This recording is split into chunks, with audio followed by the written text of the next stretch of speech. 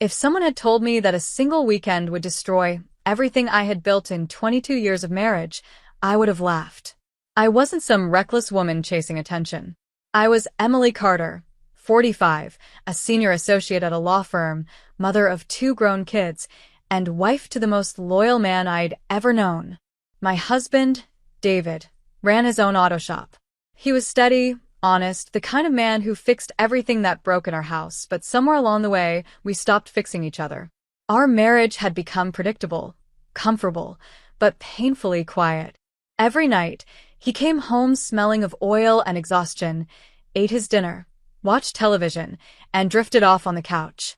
I loved him, but I felt invisible, like a piece of furniture in his life that never moved or mattered anymore. That's when Ethan Blackwell came along.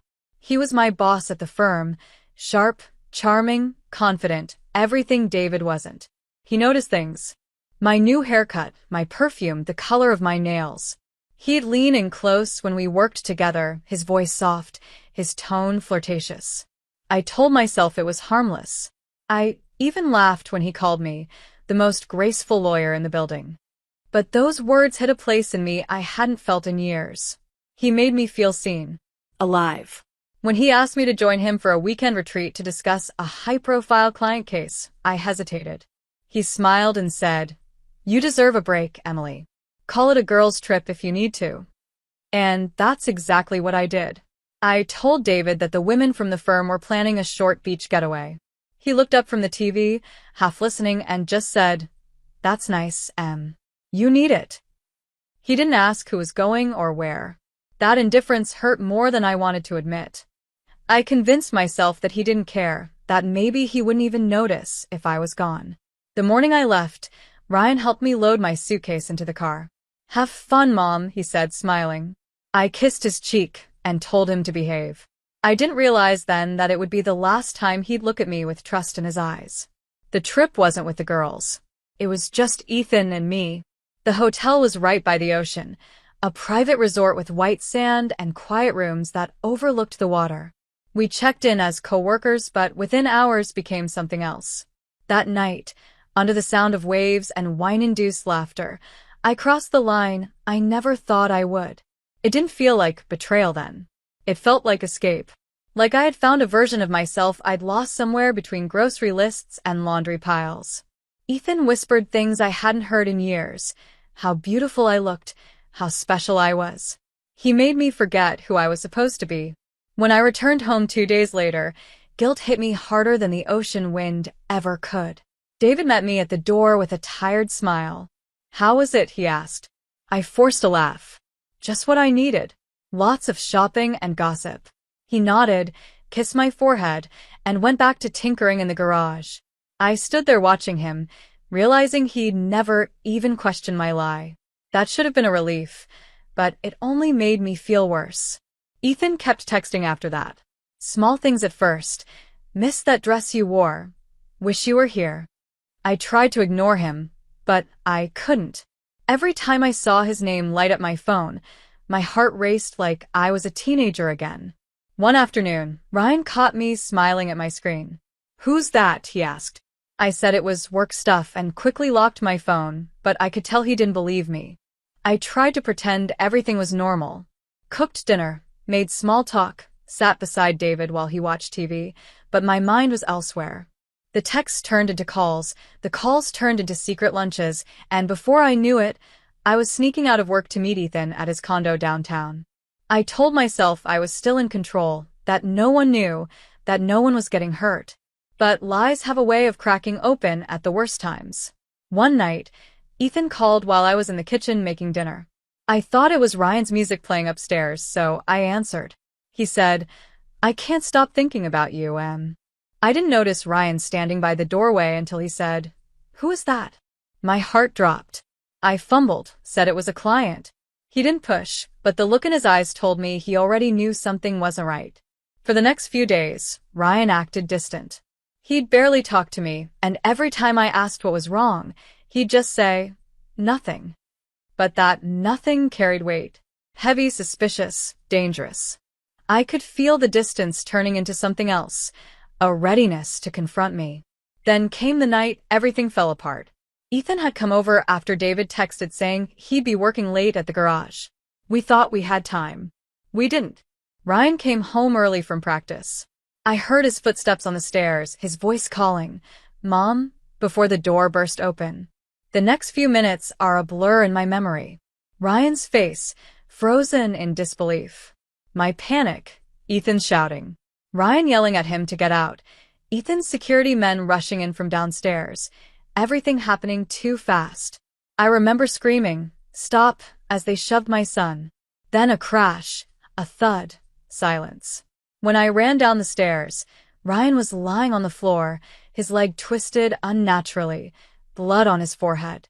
I dropped beside him, crying, shaking, but he just looked at me with disgust. "You're disgusting," he said, before closing his eyes. Ethan pulled me away, saying we'd handle it, that it was an accident. But I knew nothing about this was an accident. It was all because of me. Later that night, David called me from the hospital. His voice was cold, unfamiliar. "Ryan told me everything," he said. I tried to speak, but he hung up before I could. That was the moment I realized what I'd done wasn't just cheating. It was destruction. The next morning, I went to the firm, pretending to work, but my hands were shaking. Ethan sent me flowers that day, a stupid gesture that made me want to throw up. My phone rang again and again, David's name flashing on the screen, but I couldn't answer. I couldn't face him. Not yet. When I finally went home that night, the house felt different. His car wasn't there. My suitcase from the girls' trip still sat in the hallway, untouched. I picked it up, opened it, and stared at the sand-covered clothes inside. The smell of salt and guilt hit me like a punch to the chest. That's when I knew the girls' trip lie had turned into something much bigger. It wasn't just a secret anymore. It was a time bomb. And it had already exploded. I didn't sleep that night. I couldn't. I sat on the edge of my bed, staring at my phone, waiting for David to call again, or maybe to text something, anything. But there was nothing. Just silence. The kind of silence that eats through your stomach and makes you wish you could undo time. Ryan was still in the hospital. I tried to go see him that morning, but David had already been there, and the nurse at the reception desk told me, "Your son asked that you not be allowed in right now." Those words crushed me. I stood there frozen, my heart pounding in my ears.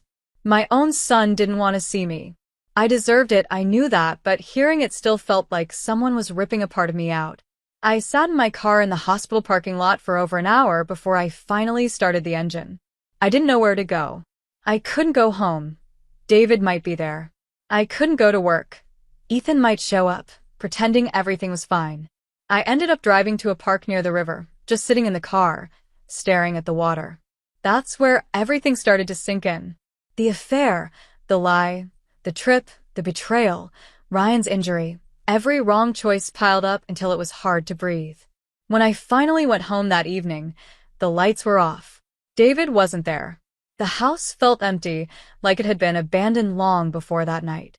On the kitchen table was a single note in his handwriting. "You destroyed everything. Don't come near me or the kids." My hands shook as I read it. That was it. No yelling, no fight, no last chance to explain. Just finality. The man who had stood beside me for 22 years was gone. Ethan called me later that night. His voice was calm, too calm. "You need to relax, Emily. It was an accident. The kid shouldn't have been there." "Don't you dare call my son a kid," I snapped, crying. "He's in the hospital because of you." "Because of me?" Ethan's tone turned cold. "You told me to come over. You said your husband wouldn't be home. Don't shift this on me, Emily.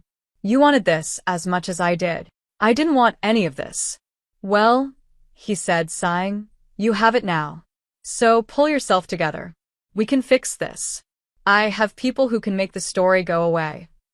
That sentence terrified me more than anything. Make the story go away? What did that even mean? I hung up without answering. The next few days blurred together. Friends from work started calling. I didn't pick up. I knew what they'd heard. Ethan must have told them his version, the one where I was an emotional wreck and David had gone insane. By the third day, I decided to go see Ryan anyway. I couldn't take not knowing. When I reached his room, David was sitting beside him, holding his hand. Ryan's leg was in a cast, his face bruised but healing. David looked up at me, his eyes empty, cold. "What are you doing here?" he asked quietly. "I just wanted to see my son." "You've done enough." "Please," I whispered. "David, I never meant for this." He stood up suddenly, cutting me off. "You don't get to talk about what you meant. You lied to me, cheated on me, and got our son hurt because of your lies. You don't get to explain." "David, I'm sorry." "Don't." He pointed toward the door. "Get out." Ryan looked at me then. Not with anger, not even with hate. Just disappointment. That was worse. "Mom," he said weakly, "you ruined Dad." His voice broke. "You ruined all of us." I left the hospital sobbing, barely able to see the road through my tears. Ethan kept calling that night. I ignored him. Around midnight, I finally turned off my phone. When I woke up the next morning, I had over a dozen missed calls and one text from an unknown number that made my blood run cold. "Stop ignoring me, Emily. You forget who helped you. Don't make me remind you." I didn't know if it was Ethan or one of his security men, but I felt unsafe in my own home. Every sound made me jump. Every car that passed by made me look out the window. That afternoon, I drove to my best friend Sarah's house, desperate to talk to someone. She opened the door, and her expression said it all. She already knew. "Oh my God, Emily," she whispered. "What have you done?" "Please," I begged. "I just need someone to listen." She shook her head. "David told Mike everything. Ryan's in the hospital, and people are talking. You should leave for a while, Emily. Just go." "Sarah, please, I didn't mean for this." She closed the door before I could finish. That was the moment I realized I had no one left. Not my husband, not my son, not my friends. I was completely alone. That night, I went to the office to clear out my desk. Ethan was waiting there, leaning against my chair like nothing had happened. "I told you to relax," he said, smirking. "I'm done, Ethan. I can't do this anymore. My family." "Your family's gone," he interrupted. "Face it. You have me now." I took a step back. No. "I don't have you. You used me. You used all of this." He laughed. "You think I risked my career for you? You were just convenient." That was the final crack. Whatever part of me still thought this was something real died right there. I left without another word, tears burning my face, and went home shaking. The next morning, I saw David's truck parked across the street. He was sitting inside, staring at the house. I almost went out to talk to him, but something about the way he looked, calm, distant, unreadable, made me stay inside. Then he started the engine and drove away. Hours later, I found out from a neighbor that he'd gone to Ethan's house that night. They said they heard shouting. A gunshot. Police sirens. I froze. My heart pounded so loud, I thought it would break through my ribs. I called Ethan's number again and again. No answer. Then finally, a message came through from David's phone. "You'll see what justice looks like." I dropped the phone, shaking, realizing this was only the beginning. I didn't step outside for 3 days after that night. I barely ate, barely slept. My mind kept replaying the sound of the word justice from David's text. It didn't sound like a threat, it sounded like a promise. I kept telling myself he wouldn't actually hurt anyone. He wasn't violent, not the David I knew. But the truth was I didn't know him anymore. Not after what I'd done to him. On the 4th morning I turned on the news, and there it was. Ethan Blackwell, my boss, my affair, my mistake, had been arrested. The FBI had raided his firm on charges of fraud, embezzlement, and possible involvement in money laundering. I stared at the screen in disbelief as his picture flashed beside a headline that made my stomach twist. Prominent attorney facing federal charges linked to criminal network. I felt sick. My hands were shaking so badly, I could barely hold the remote. I'd known Ethan had secrets. Expensive cars, quiet phone calls, clients who always paid in cash. But I never imagined it went this deep. My phone started ringing. It was David. For a long moment, I couldn't answer. When I finally did, his voice was calm, eerily calm. "They got him," he said. "David, please, You picked him over us. Now you'll go down with him." I tried to explain, to tell him I didn't know about Ethan's crimes, but he hung up. I sat there, crying, whispering to no one. I didn't know. I didn't know. By the end of the day, 2 FBI agents came to my house. They showed me a warrant. Ethan had used my name and client credentials to move money between accounts. I was complicit, on paper at least. I tried to tell them I didn't know, that I never touched the accounts, but the evidence was there. Emails, signatures, records. My name was on everything. They took my laptop, my phone, even old case files from my office. When they left, my entire career went with them. The next morning, my law license was suspended. I tried to call David again. He didn't answer. I called Sophie. She sent me a text that said, "Dad told me everything.